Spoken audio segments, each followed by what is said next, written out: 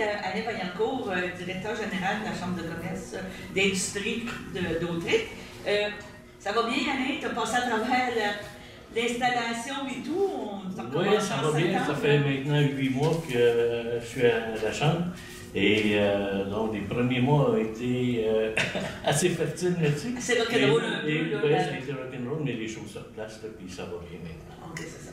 La Chambre a fait des belles réalisations, justement, de la fameuse revue là, qui est envoyée. C'est quoi? C'est à peu près à tous les 2 mois, quoi, votre objectif? C'est à tous les 2 mois, c'est ça. 6 parutions par année.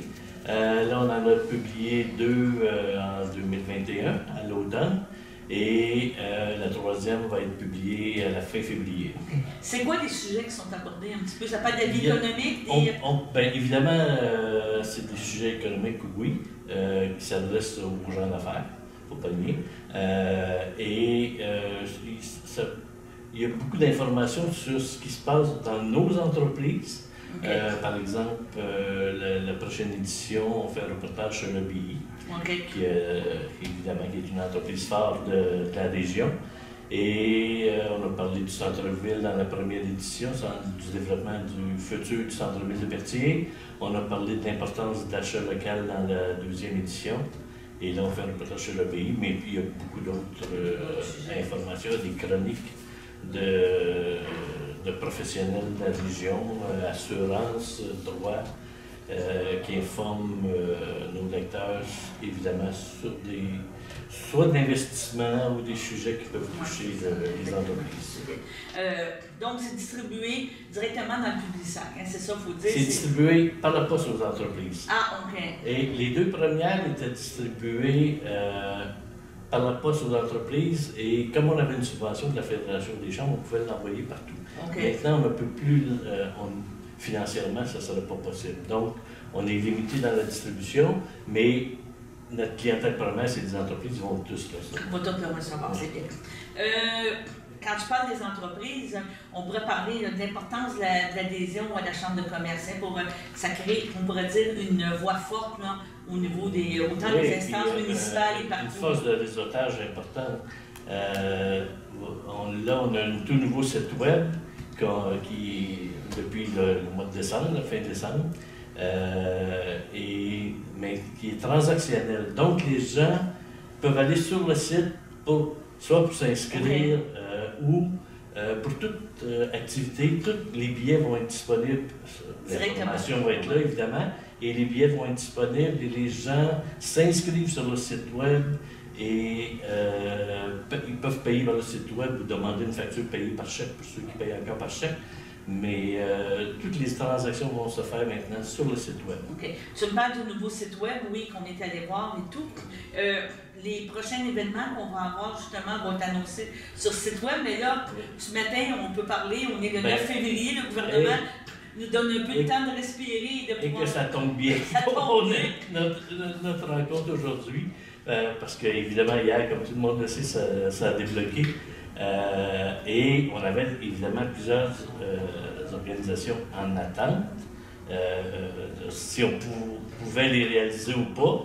Et ben là, maintenant, on sait qu'on avait planifié de toute façon un calendrier, mais en gardant des activités, excusez le terme, en stand-by, ne sachant pas si on pourrait les faire. Est-ce qu'on peut parler d'activités qui s'en viennent? On peut certainement, parce qu'il y en a plusieurs. Bon, allons-y, c'est ça, oui. D'abord, à la fin mars, il va y avoir un dîner-conférence avec le nouveau maire Dominique Perret. Ah, c'est très bien, oui. Qui va pouvoir venir parler de ses projets futurs et des activités du 350e, qui va être important. Et évidemment, comme c'est la Chambre de commerce, bien, parler de sa vision économique de sa municipalité. On va avoir aussi, à compter, la première édition, ça va être le 16 mars, la première présentation à tous les mois, à tous les 3e mercredis du mois, une activité, un déjeuner réseautage. Ah, c'est bien. Il n'y aura pas de conférencier, c'est simplement pour que les gens d'affaires viennent se rencontrer ils discutent entre eux de leur entreprise et ce qu'ils font, ce qu'ils peuvent offrir, tout ça. Il peut y avoir éventuellement des gens qui viennent parler en avant, mais ce n'est pas des conférenciers, là, ça va être des gens d'entreprise qui viennent parler de leur entreprise, tout ça. Mais c'est surtout fait pour que les gens aient un contact direct entre eux. Donc, la première édition va être le 16 mars et ça va être mensuel. Est-ce que ça va être dans différents restaurants? C'est ça, on va espérer. Ceux qui sont, oui, puis maintenant on va pouvoir le faire justement. C'est une activité qui était en attente, mais évidemment, on veut encourager le plus de commerçants possible, donc ça va être la tournée des restaurants. Pour relancer cette industrie dans la région, oui, c'est important. Les restaurants pauvres, ils ont bâti, il faut le dire. Là. Alors, c'est parmi ceux qui ont été les plus touchés. Alors, je pense que c'est pertinent d'aller les encourager. À la fin avril aussi, il va y avoir une activité. On a établi ça hier, on avait une rencontre pas des trois chambres de commerce, parce qu'à la Valtrie, c'est le Régal. Mais avec la chambre de commerce de Brandon, la chambre de commerce de Pertier-d'Autrey et le Régal, un souper tournant, mais qui va être beaucoup plus vaste que le tournée tournant. Il va y avoir un encan, des prix à faire tirer, des prix de présence, des prix à faire tirer par encan, des activités pendant le souper. Un conférencier aussi, ça va être un gros kit.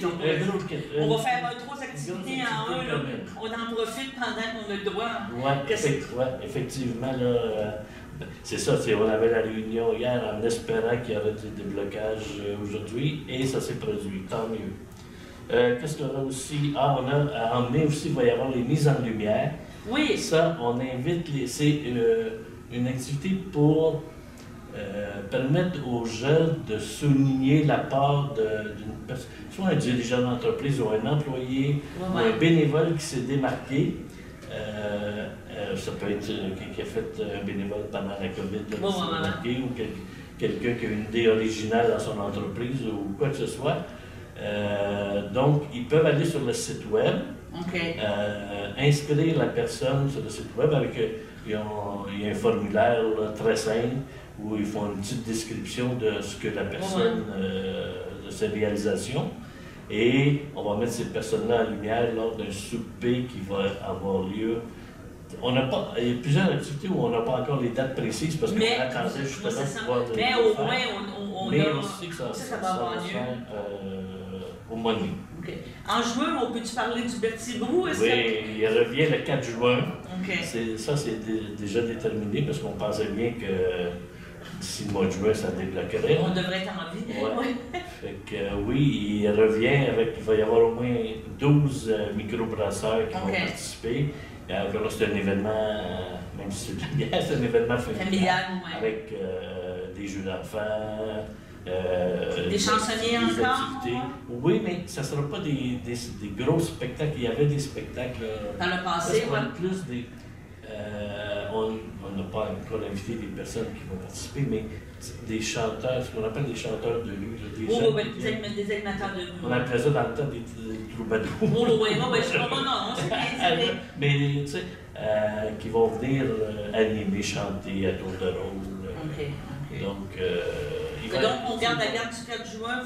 Le soleil est déjà commencé, la chaleur, tout est commandé. C'est ça qu'on comprend.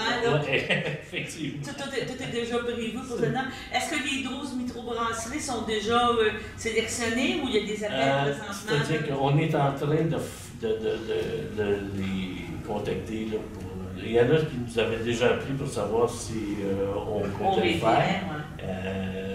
Mais c'est en train de se faire le contact avec. Non, c'est une très belle activité. Mais ils sont toujours participants. C'est pas dur de les rassembler. Là, on comprend que le tournoi de hockey, ça.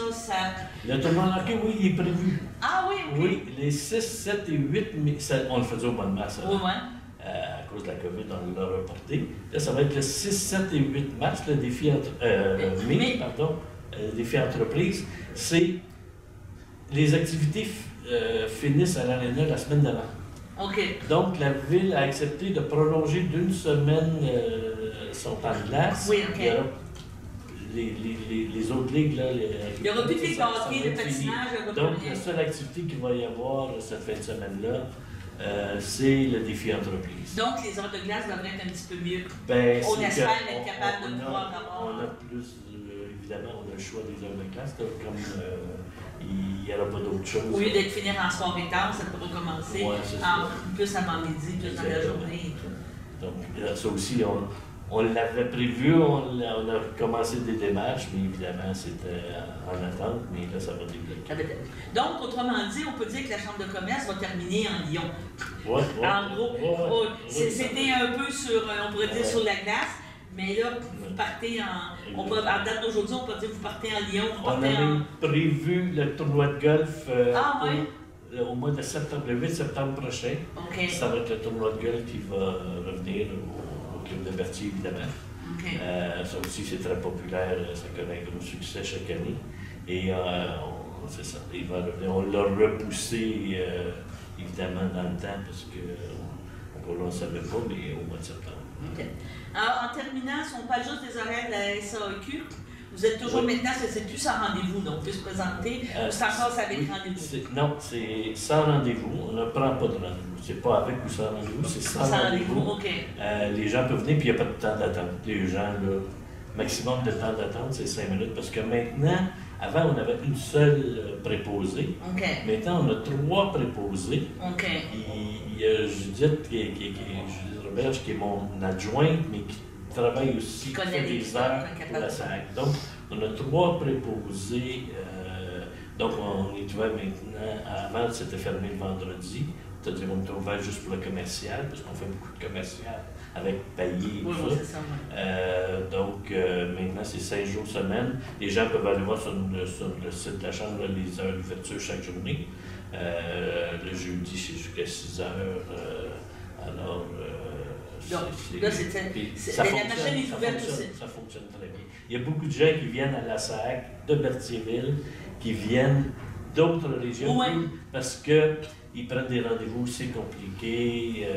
Chez nous, ils ne prennent pas de rendez-vous, ils se présentent, puis ils passent, ils attendent pas. Bon, c'est bien beau. Bon, je te remercie beaucoup, Alain. Je pense qu'on a fait le survol pas mal de la Chambre de commerce où on en est, puis les activités reprennent, on pourrait dire sérieusement. On est bien content de pouvoir reprendre, d'ouvrir la machine au maximum. D'accord, je te remercie, Alain. Merci à toi. Merci.